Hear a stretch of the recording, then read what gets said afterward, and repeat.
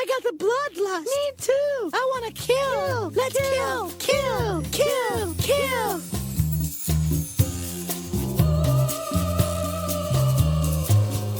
Hello, listeners, and welcome to The Bloodlust. This is your go-to podcast for classy broads talking horror since 2014. This is episode 253 of the program.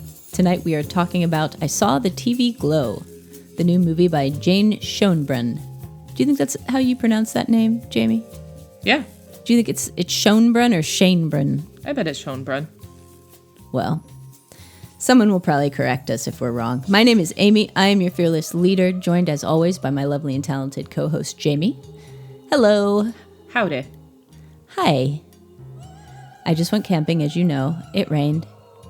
As you know. Yep. Just letting our listeners know. Every time I've been camping ever, it has rained. I still don't dislike camping. It just always rains. Yeah, I don't necessarily, unless it's like a total torrential downpour, I don't dislike camping in the rain. No, last night we went to bed at 8 because there was nothing else to do. We were just sitting around the campfire in the rain. And I was tired of getting rained on, so I just went into my tent and read for the rest of the night. And it was nice. And it's nice to hear it, like, dripping. Yeah, it sounded kind of peaceful. Yeah. And I went for a nice 9-mile hike. It's my longest hike in a long time. Yeah, that's a good one. We had a good time. Lovely. You had a good weekend? Yeah. Didn't do a whole lot, but went to a birthday party last night, and that was nice. Mm-hmm. Played a game of Are You Old, and I won/lost that game. I was not the oldest person by age in the room. Yes. But apparently in my how I behave and how I act in the world, I am old. Jamie's old at heart. I believe that I am also old at heart. So yeah. But I also still watch cartoons and laugh at dirty jokes that aren't really dirty, but giggle when things are said that sound dirty. Right. And I still giggle about the fact Legos. that there's inventors on some of my applications at work that one of them's name is Beers and the other one's name is Weed. Yeah, see, it's funny. That still makes me laugh. Beers and Weed, they should team up. They should team up. I wish they were on the same invention, but they're not. So, this movie, I Saw the TV Glow, is about teenagers who are obsessed with a television show. So our roundtable for tonight's episode is, what TV shows have you been obsessed with? Specifically, I'm wondering what TV shows you were obsessed with as a teenager, like around the same age as these kids. Okay. I don't... You didn't have anything like this? Any super fandom of any particular show? Right. So I really wasn't like a super obsessed fan of any particular show when I was around the age of the characters in this movie. Okay. I did watch Buffy when it was on, and I did watch X-Files. But you didn't have like the episode guides and things like that? No. But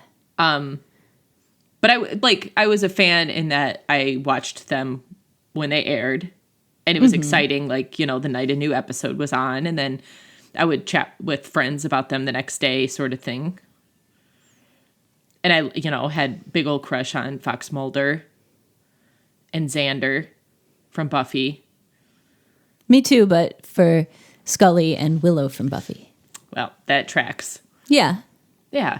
But otherwise, like, the crazy super fandom with the episode guide, like, I can't think of anything that I watched. SVU. It wasn't. But that was as an adult. Yeah, that was as an adult. And that still wasn't, like, obsession. It's a guilty pleasure. Like, I just love it. I'd have never looked at the episode guide. But you did name a pet after a character, and I think that qualifies. Did I? Stabler. Oh, yeah. Well, that was a family decision. Oh, that was not your choice. I did not name him, no. Okay. The whole family was kind of into SVU at that time. I understand. Okay. Yeah. I was like, I did love the show Rome, and I did have Caesar, so there's that. But he was also a real person. Yeah, I wouldn't say you named him after the character Caesar from that show Rome. No, I didn't. But yeah, maybe maybe Law and Order. But again, that wasn't really until later years. You were pretty obsessed with Game of Thrones, too. So I guess your TV fandom stuff has come on in your later years. Like, Game of Thrones was just... I consider that to be some sort of, like, crazy phenomena that happened with people. Like, the folks who were into that were so into it. And then, but yeah, after an episode would air, I'd go on Reddit and, like, read the discussions about it. And I read all the books. Like, there was just so much fan theory with regards to things that happened that's probably the closest that I've come in my life with regards to, like, being obsessed, like, quote unquote obsessed, having like a insane fandom about a show. Right. Have you ever read any Game of Thrones fan fiction? No. No, I never got as far as fan fiction with my fandoms, but I got really far in other ways. Like I've had drinking games for my fandom shows. Mm-hmm. My first show that I got into was Twin Peaks. I wasn't a teenager yet. That was in 91. And I was obsessed, and I watched it obsessively on Thursdays. Okay. And then I got into Buffy in high school and the X-Files. The X-Files was younger, too. The X-Files was younger. By the time I was a teenager, I don't think I was watching the X-Files anymore. I think I had moved on to Buffy, like, towards the end of high school. Okay. And I was really into Buffy, and I was really into the X-Files. I had the X-Files soundtrack. I had the X-Files episode guide. I had some comic books that were X-Files. And then Buffy, I was the same stuff. I had the episode guide. I had the comic books. I had all the box sets on DVD. Okay. And in college, I had Buffy watch parties, and we would drink box wine, and we had a drinking game that went with it. And we drank for things like if she stakes a vampire, if you can tell it's a stunt double, if you can see that a vampire is in sunlight but it's not hurting them, if you can see Buffy's bra strap, Giles cleans his glasses, stuff like that. So you were drunk by the end of them? Yes. Yeah. Well, it was college. You drink a lot in college. True. I mean, just Giles wiping his glasses alone could get you drunk. I had a crush on Giles, too. Yeah, Giles is great. That's a good crush. Xander, I don't know. That one is your taste maybe a little questionable.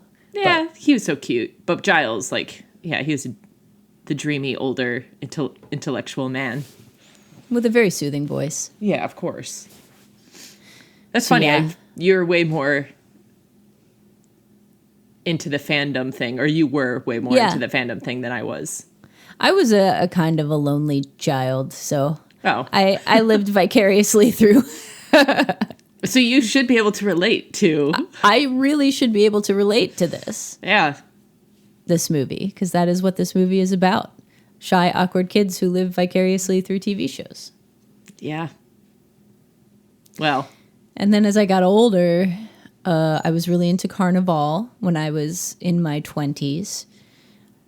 We all kind of gathered around, all the people that I bartended with would gather around and talk about that one after it aired on Sundays. Okay.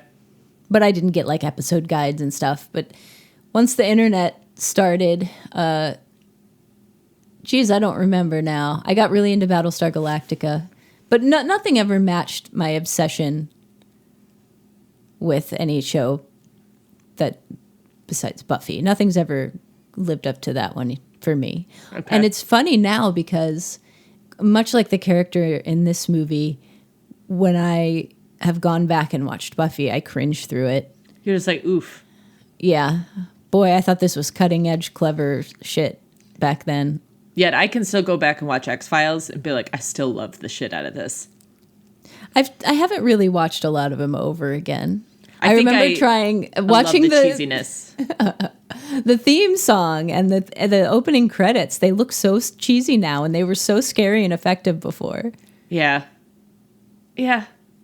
I mean, the credit sequences age so fast. The effects on shows, and stuff, though. Yeah, it does not hold up. Because that technology changes so fast. Oh, yeah. It's like commercials. Commercials look dated like a couple years later. Yep. Just because the editing technology and the cameras and stuff, it's all the cutting edge stuff that they use.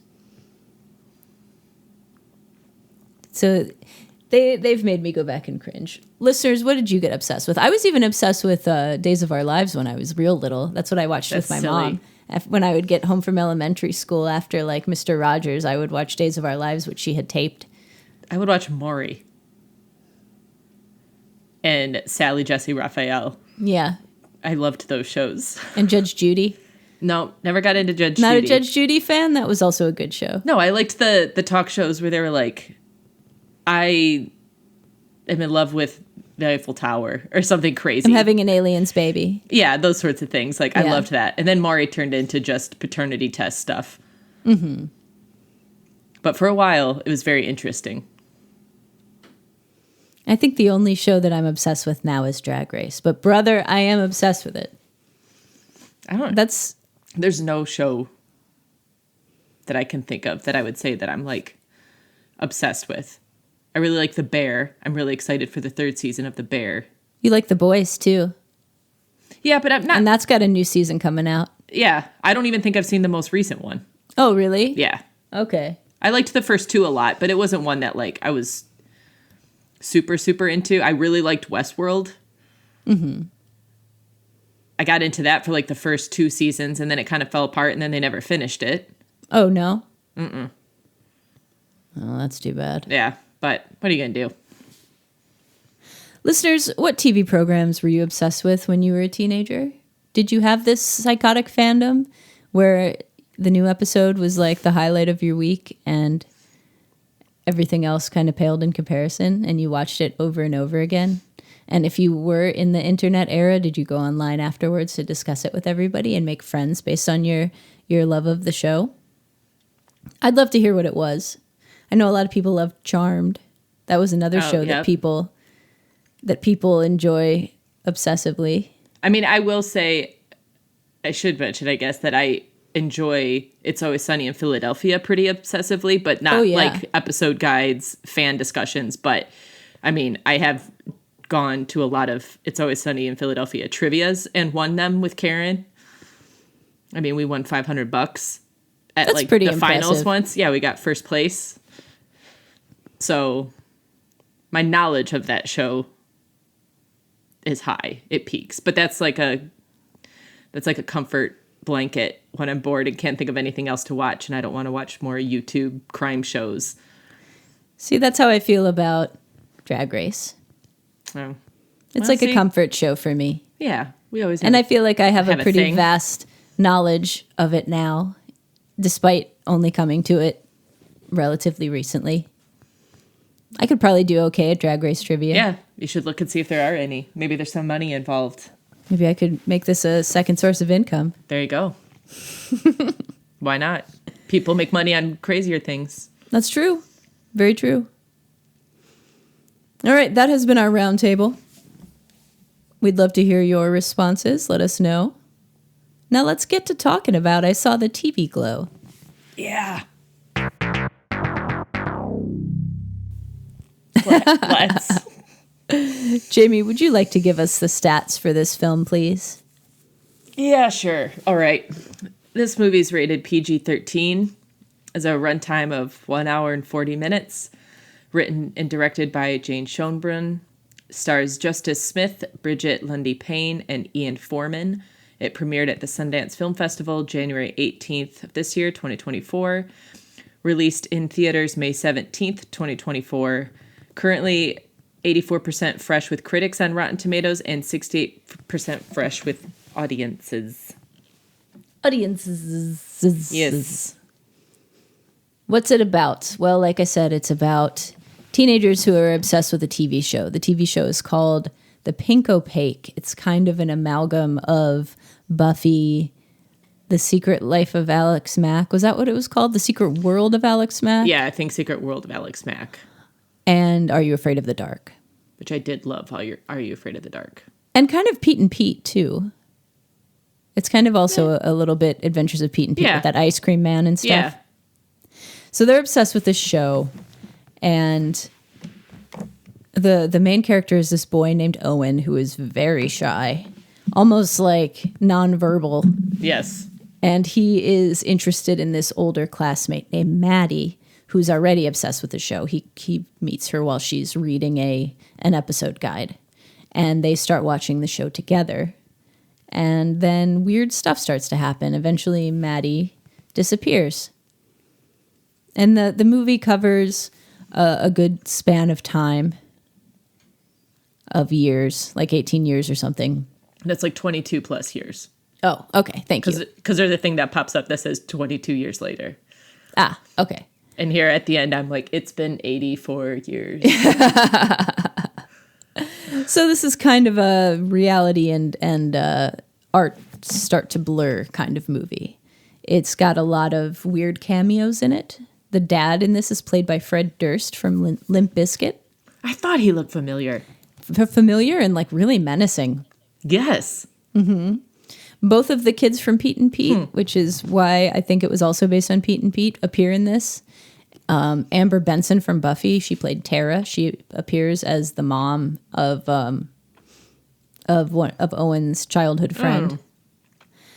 And Emma Portner, Elliot. Gould. No, Elliot. Just kidding. Elliot Page. Elliot Page's former partner, who is a choreographer. She plays several characters in this. Snail Mail, the musical artist, she plays a character in this. A lot of cameos. A lot of people on the soundtrack that are very trendy and popular. And I think friends of Jane Schoenbrun's, like King Woman, she also, or that band, they perform. Phoebe Bridgers, Caroline Polachek.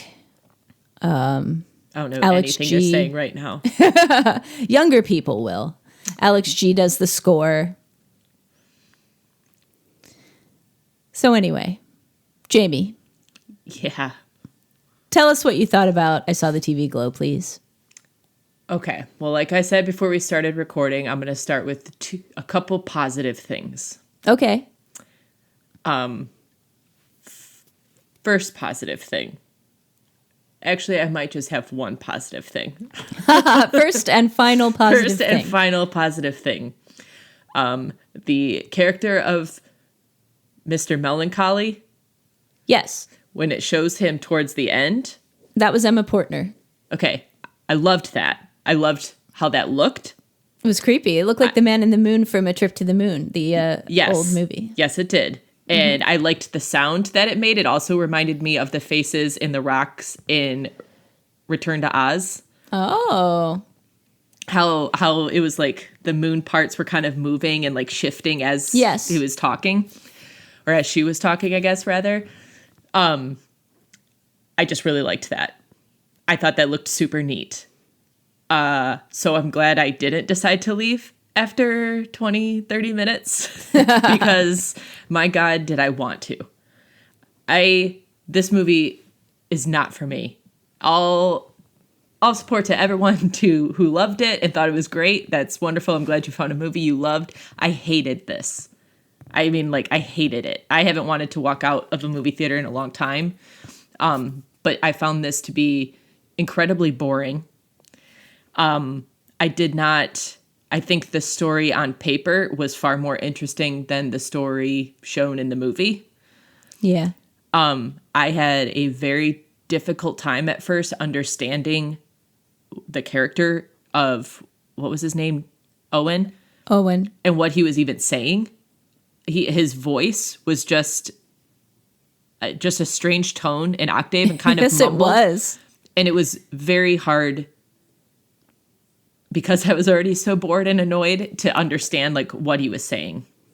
I thought I didn't really feel like the concepts were fleshed out well enough in the movie to make sense or to sort of build towards the ending and what ends up happening at the end of the movie.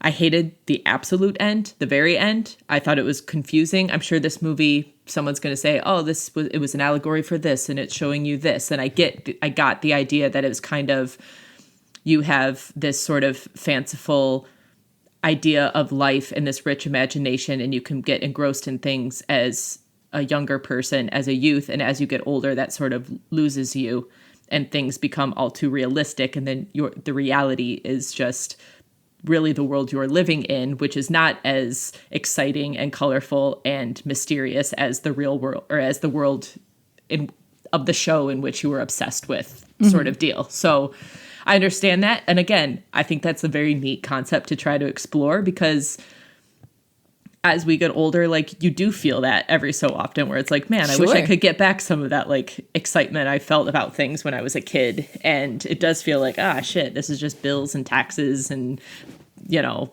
housework and all this stuff. And you have to sort of make your own excitement and make your own fun. It's not just there for you to sort of get absorbed in. That being said, I just did not like this. I thought the acting in general was kind of subpar, with the exception of maybe the character of Maddy at some point. Yeah, man, I agree. And I read some reviews that really praised the performance of the lead, and I just felt like he was a cipher. I had the same problem with him as I had with the lead character in the Australian movie that we like so much, Snowtown. Oh, okay. You know, and I think that kid was better than Owen. I would definitely say that. But I just think I Owen had the was same... very one note and, like, was one of those energy vampires that just sort of, like, sucked all of the energy out of the room and made it very hard to find a reason or way to engage with what was even happening. I didn't really like the style of this director and how she does the movie, because I didn't like the overlapping of, like, drawings and words and stuff. I felt like that came at weird times and it wasn't consistent throughout the movie. So it wasn't. It felt very like, I'm going to put something in here to try to be kind of artsy and do something different, but, like, it wasn't used in any sort of consistent way. So it just felt like added in as a last thought. Self-conscious or something, yeah. Yeah, it was very strange. I didn't like how the main character of Owen every once in a while decided to look at the camera and talk about, like, narrate what was going on. And the other character of Maddy kind of mentions that at some point. Like, does it ever feel like you're not in reality and you're sort of narrating your own existence? And so I got, because of that, like, I understood why that was there. But as that was happening at the beginning part of the movie, before you hear that line, it felt jarring. Like, it took you out of the immersive sort of movie experience, and was none of that felt consistent enough and built in enough with how the movie was moving along and progressing to, like, feel like it had any sort of positive impact or, like, significant impact. It just felt weird to me. And it just made me angry. And there were too many scenes, in my opinion, where it felt like a music video. Where I'm like, they're having a conversation and they're talking about weird things that have been happening or whatever, and they're trying to get to the bottom of this quote unquote mystery that's going on.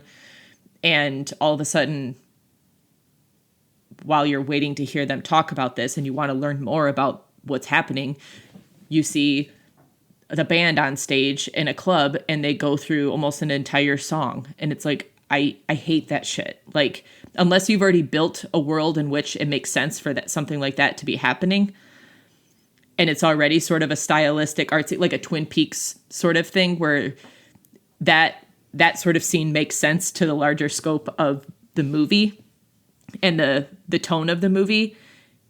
When that's not the case, it just feels weird. It just feels like you're trying to fill time, or you were friends with these artists and wanted to give them a few minutes in your movie. Which is what happened. Yeah, exactly. So that their song could be shown to the world. Not saying that, like, it was bad. I actually really liked that second, like, punk rock gal who was screaming into the mic. I thought that was really cool, but it also felt totally unnecessary and totally disjointed from the movie. Like, it didn't make sense at all to me.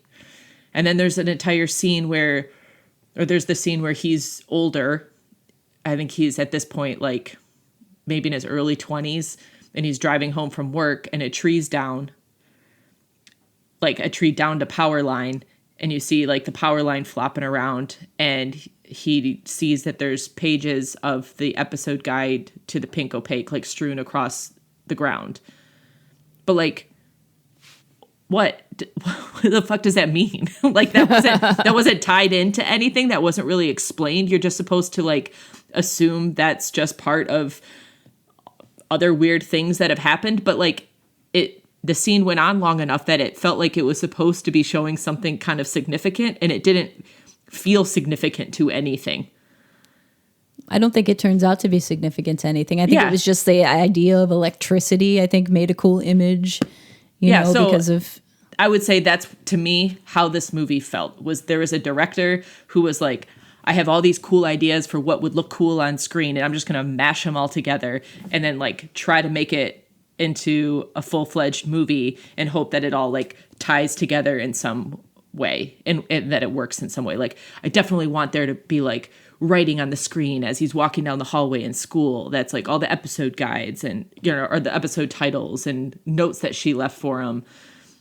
And it didn't do it for me. I thought that part, I just thought the movie was like poorly done as a cohesive movie that sort of made sense tonally through the whole thing.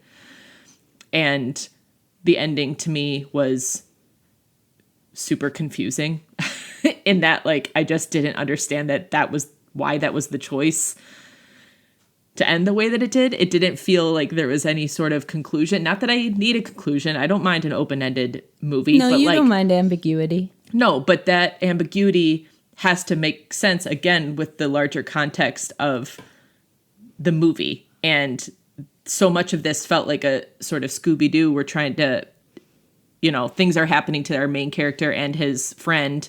And then there's a point where, like, stuff happens and there's sort of like a mystery. And then there's, like, explanation as to what happened and how to solve this mystery, or, like, figure out, you know, the details surrounding this mystery sort of deal. And then nothing happens of that. Like, nothing is... Right, nothing comes of it. There's nothing satisfying to me by the end of this movie.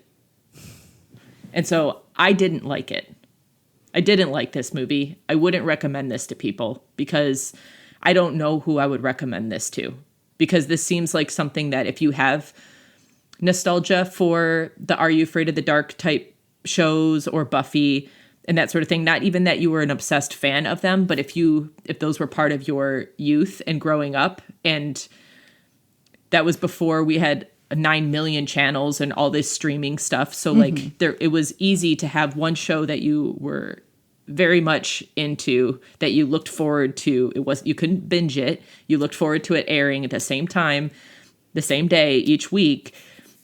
Like it makes sense to me that you would have a nostalgia for that. And so that would naturally create some sort of connection with these characters and with what's sort of being portrayed in this movie. And I think the fact that to me is totally lost. Like that's a failure. That wasn't really a home run.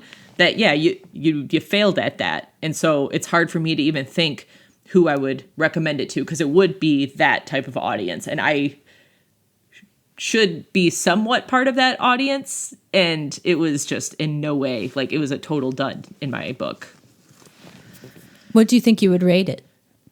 I'd probably rate this a 2. And what do you think you would recommend instead?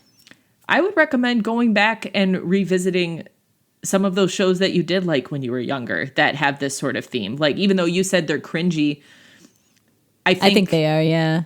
But I think they also, like, I went back not too long ago and rewatched a handful of episodes of Are You Afraid of the Dark? And even though they weren't as creepy or scary as I remember when I was a kid, like, it did bring up this, like, sense of nostalgia and, like, longing for that innocence and sort of, like, that feeling I had when I was a kid where that was scary. And I was so excited for that to air on Saturday nights. Like, it did make me feel those things more so than this movie did in any sort of way. So I would just recommend, like, going back and watching that sort of stuff. Revisiting your childhood obsessions. Yeah. I don't think they're all bad. I don't think, of course, there's going to be cringy stuff because time has passed and the way they do shows and effects and stuff, that has changed. So you can't view those things with the lens of 2024 and try to judge them based on, like, how movies are made now. But I think what it makes you feel with regards to, like, connecting back to who you were and what you liked back then is kind of like a fun a fun little thing. Okay. Thank you, Jamie. Yeah. Well, I liked it better than you, but I still didn't really like it. I think a lot of the stuff you brought up I agree with. I didn't hate the down power line sequence very much. I thought that was kind of cool.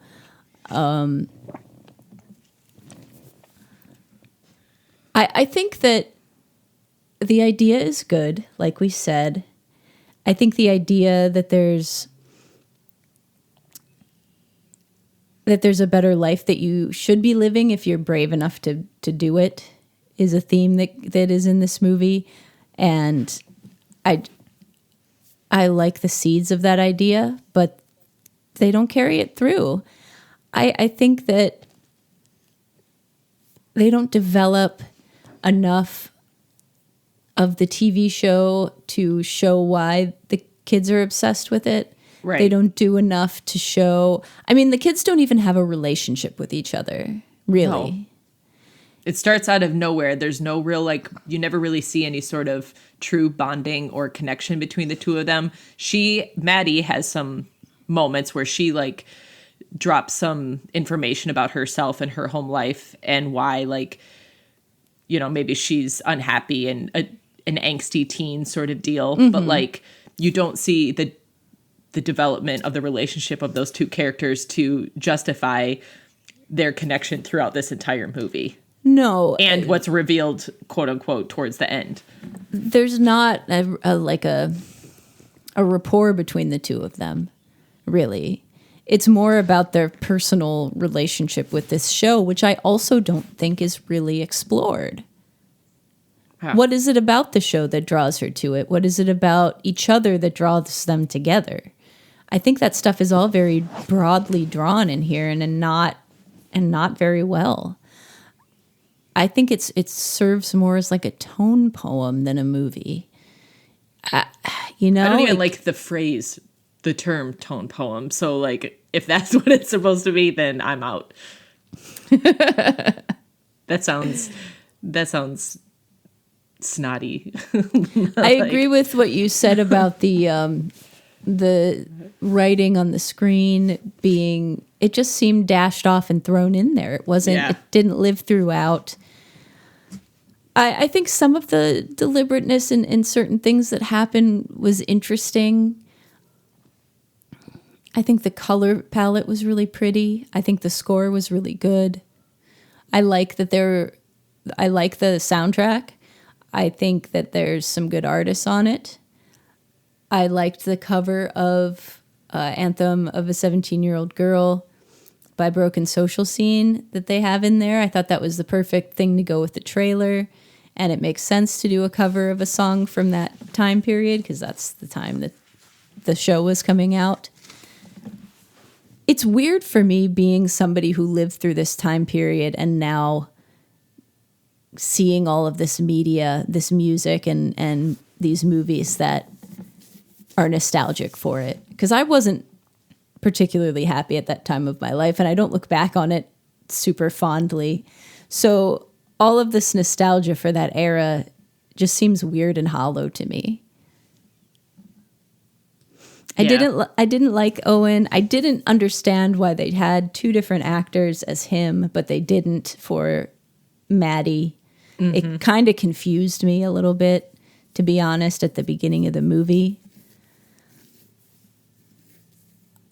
I really think that this movie, you know, Jamie said this wasn't for her. This wasn't, you know, she's not the target audience of this. But I should have been the target audience for this movie. I was a lonely, awkward kid who was obsessed with TV in the 90s and pop culture in general in the 90s. This should have been tailor-made for me and should have pushed all of my nostalgia buttons and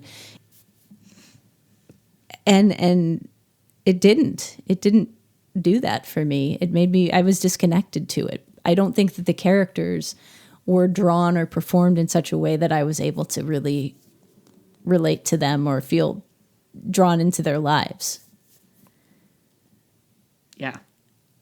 I also felt like you said, it felt like it was building to a mystery and a series of events that were going to happen. And then instead, what we end up getting, I don't want to spoil very much here until we're in the spoiler territory, but what we get is like a sad kind of almost Synecdoche, New York style, like the mundanity of life, weird kind of ending. I don't want to say too much more, but it didn't. I don't think it had a very good payoff either. The director is trans, and I think that this movie, like her first movie, can be seen as a metaphor for transness. Because something happens later in the movie that I don't think is too much of a spoiler to tell you that Maddy, after she disappears, returns and tries to convince Owen that the TV show is their real life. They're destined to be these characters, or their real destiny is as these characters, and their life is the TV show, or their life is the fiction. And I like the idea that, Owen is not this person. He says, this isn't me. This isn't my life. I have this other life, and I could have that better life, that other life, if I was brave enough to make this choice and take this chance. So it has some smart stuff in it. It has some interesting ideas. Obviously, and another reason this should have been a movie for me is that the director is clearly a David Lynch fan. They even have a music venue that the characters go to, like you said, That's and they super perform. Twin Peaksy. It couldn't have been more Twin Peaksy, and I love it in Twin Peaks, and I didn't mind it in this if the rest of the movie around it was good. I didn't mind those musical interludes, and there was something else you were talking about that you thought didn't belong in there, and I think that was intentional, but I can't remember which thing it was now. What were some of the things that you didn't like? You didn't like the power line part. What else? Shit, what did I even say? I wanted to say it and then get it out of my head and be done with it. So I've already garbaged it. I didn't like him. I didn't like the relationship between them. I don't know. I don't know what some other of the specifics stuff I mentioned.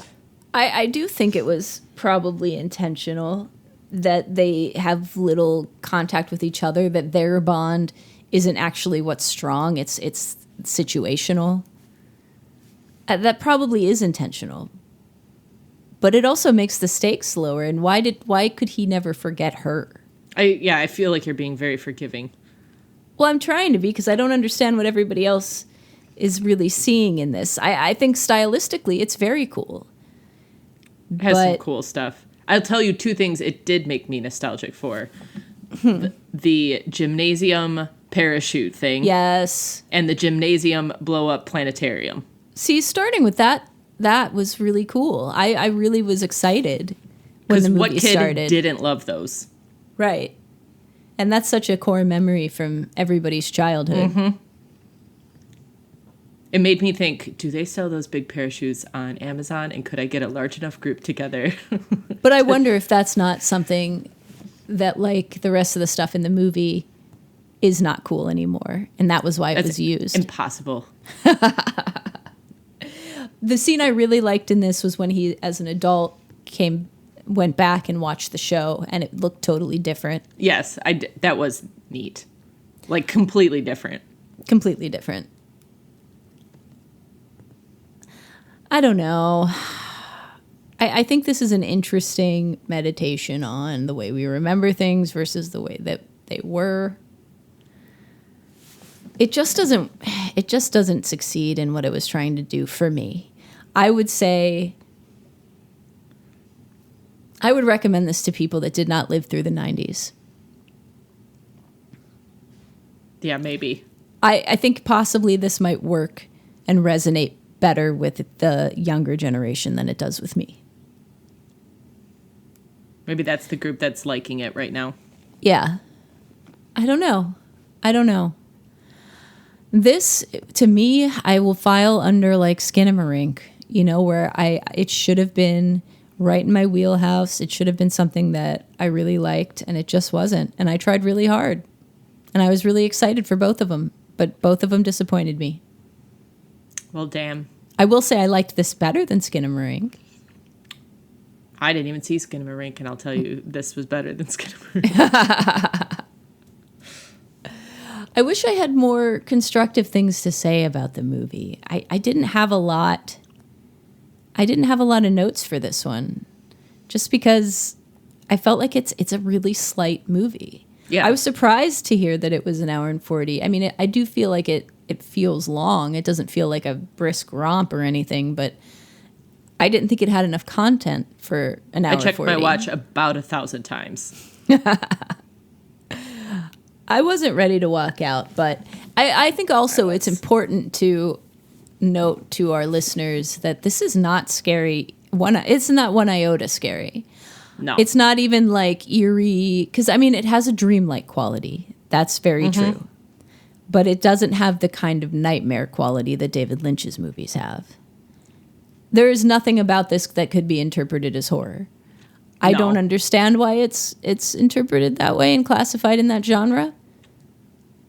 I think that We're All Going to the World's Fair is more horror than this. But even that wasn't really horror. I think it's got some scenes and some things that happen that clearly are trying to be that, or like working towards that, or sort of are teetering on the edge of something that could be eerie or creepy. But the surrounding scenes don't build on that. And so that stuff is just sort of like very fleeting, and it doesn't go anywhere. Like, I would say there's a couple scenes where the imagery is unsettling. Like the Midnight Man or whatever his name was. Yeah, Mr. Melancholy. Mr. Melancholy. And then there's a scene towards the end, I think it's like after he revisits the show and realizes like it's totally different. He also just like, or no, it's after he watches the final episode. Okay. And then it shows him and his like head is smashed into the TV. Right. Like that visually was really cool, and it was kind of an unsettling scene to see, but like it was fleeting, it was short, the stuff and afterwards like you just see him sort of get dressed and walk out the door. So like it didn't go anywhere. Like there was no telling like how did his dad interpret that? Like how did that character of Owen like feel about what just happened there? There was nothing more said of that. So it was like, okay, you had kind of a cool thing going for a hot second there, and then it just petered out. Like, yeah, there's brief flashes of interesting stuff here, but I don't think they add up to a cohesive movie. I was pretty disappointed. I guess I'll give it a 3, but I don't recommend it unless you're a kid and, and you saw We're All Going to the World's Fair and you really liked it. You know what I think I would recommend instead? It's something that we've talked about on the show a bunch of times, but we've never reviewed it. It's Heavenly Creatures, because that is a movie that shows you about an actual connection between kids of that age. Yes. And what they're actually like, and how obsession builds between two people. Mm-hmm. And how you can blur reality and fantasy. Exactly. And how it can be dangerous. It's a million times more effective to live in a fantasy world. Their fantasy world is what causes everything. And also, that was a true story. And that was a true motherfucking story. If you want something that is stylish looking like this with a good soundtrack, that's horror.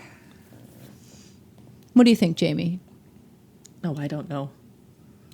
Watch Fire Walk with Me. Watch Raw. Watch Raw. Yeah, Raw is great. Great soundtrack. Awesome soundtrack. Or watch Fire Walk with Me. Great soundtrack. Very cool movie. Very weird, dreamy sequences. Yep. Yeah. Okay. What kind of high school name is Void High School? Give me a break. You couldn't have figured anything out else out to make the acronym VHS. Seriously. I get that they wanted it to be VHS, but Void High School? Like Voyager. Right. Valhalla. Like, think of anything. Void.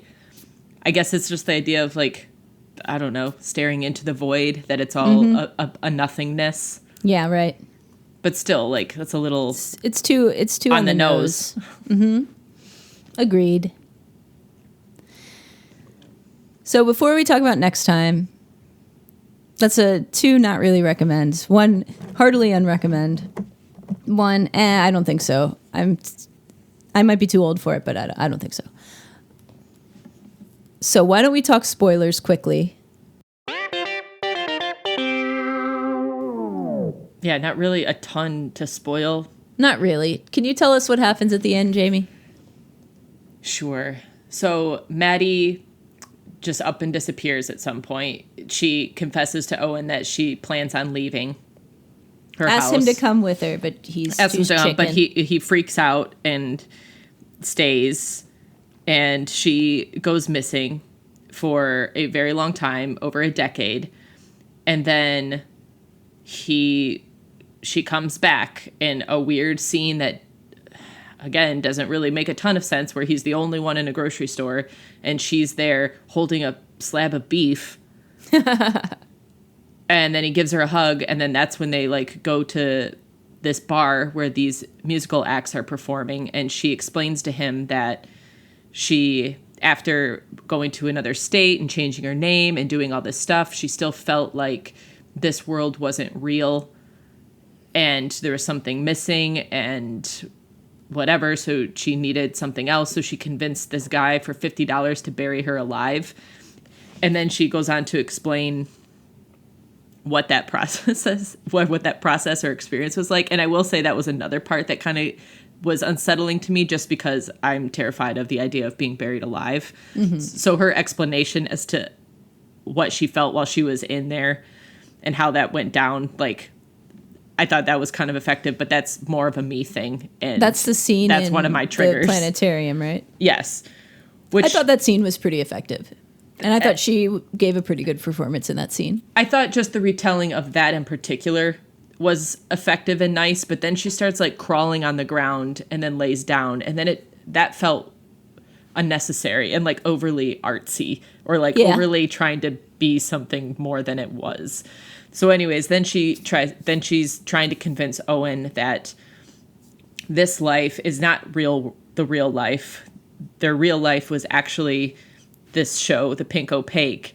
And if I had to hear them say Pink Opaque one more time, I was maybe going to go bury myself alive, because they said it too much. It's like when somebody says a character's name too often. It's just one of my triggers. I hate it. But anyways, so she tries to convince that that's what it was, and that those two are actually the two main characters from that show, and that in the season finale, Mr. Melancholy and his 2 henchmen like kidnap them or capture them and take out their hearts and feed them this moon poison, and it sort of kills them but doesn't kill them, and he buries them both alive. And what he does is he sends them to the nightmare realm or something, which the nightmare realm is apparently just this real world, and they're slowly dying.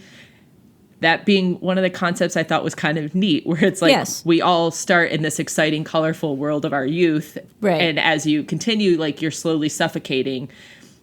And, you know, it's not to be too dark, like, life is still great sometimes, but it's like you're just slowly sort of working towards and like slowly your inevitable death. Going away till death, which is just natural. That's how it goes. But anyway, so she explains that these are the 2 of them. And then she tries to convince him that they need to go back. And the only way to do that is to bury themselves alive behind the school. So they're both walking out to do this. He tackles her and runs away because he's afraid to do that. And she presumably goes and buries herself, and then she's gone again. And he says, like, I never see her again. And then it's like fast forward to this is like 22 years.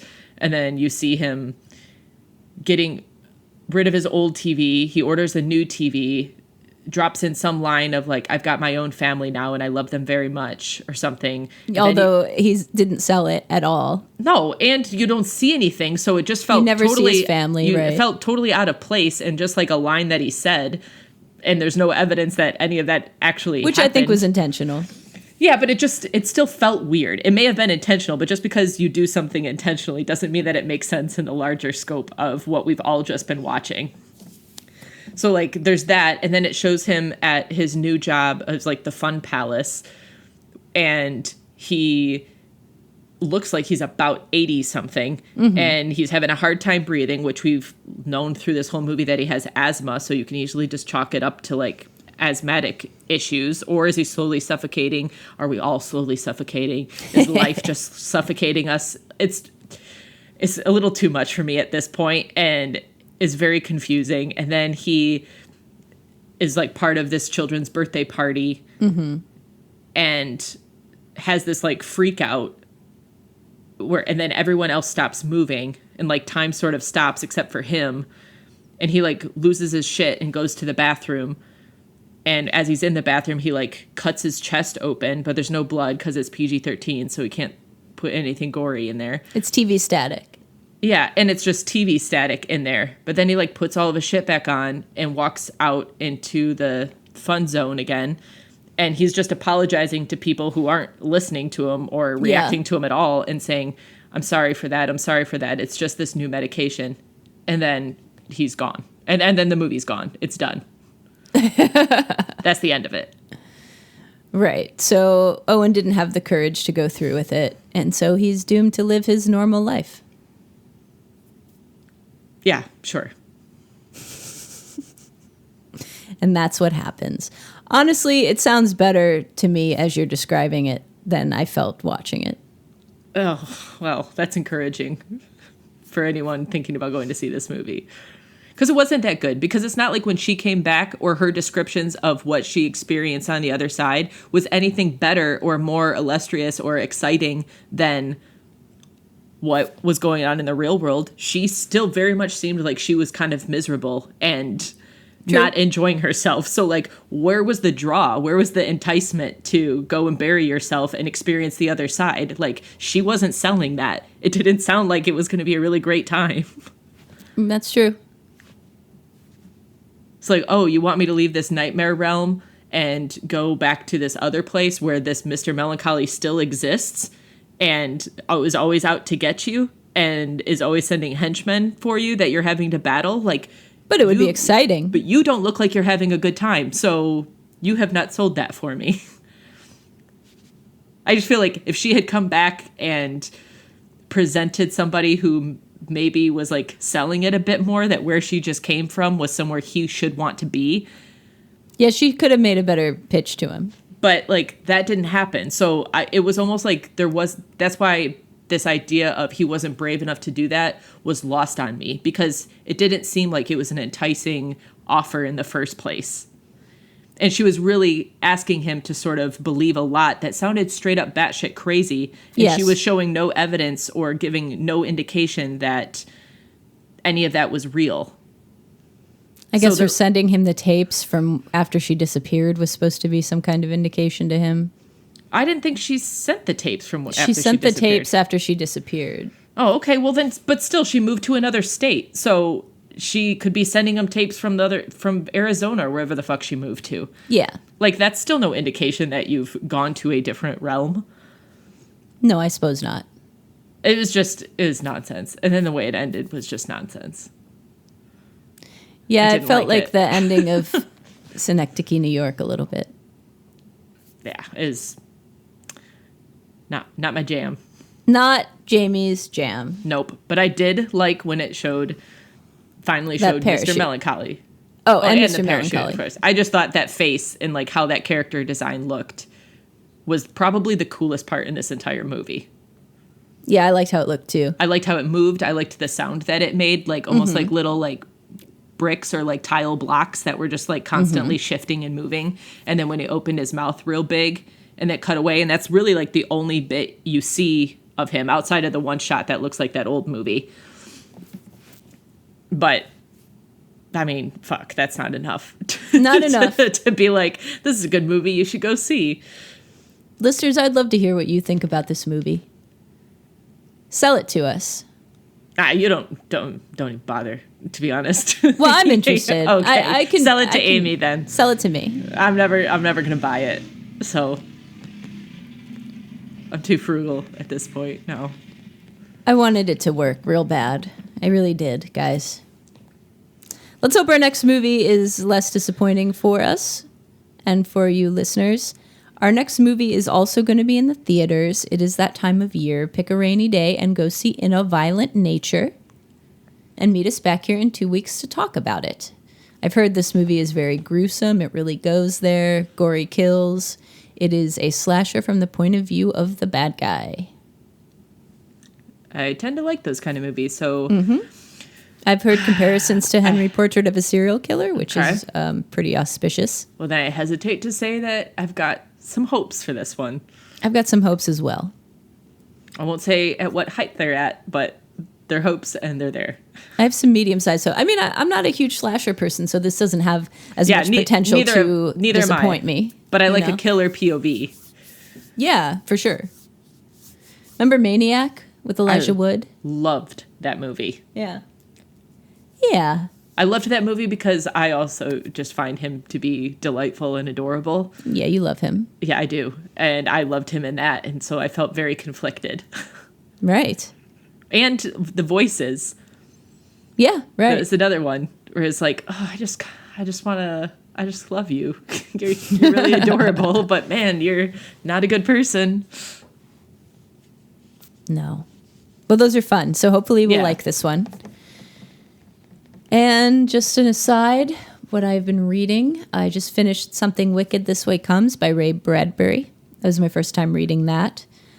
It was funny because I've been reading so many just standard horror novels that I'm not used to something by, a literature kind of author. Yeah. So I was like, man, he's wordy. Good Lord, he's wordy. He is a wordy fella. He is a wordy fella. It's not my favorite prose, but he's got some good turns of phrase in there, and it's an interesting story. And now I am reading Hex by Thomas Oldhoyvelt. I don't know how to pronounce his last name. Hoevelt? Hoevelt? He's Swedish, I'm pretty sure. But it's a very interesting book. It's about this witch who is from the 1600s who is cursed to roam this town.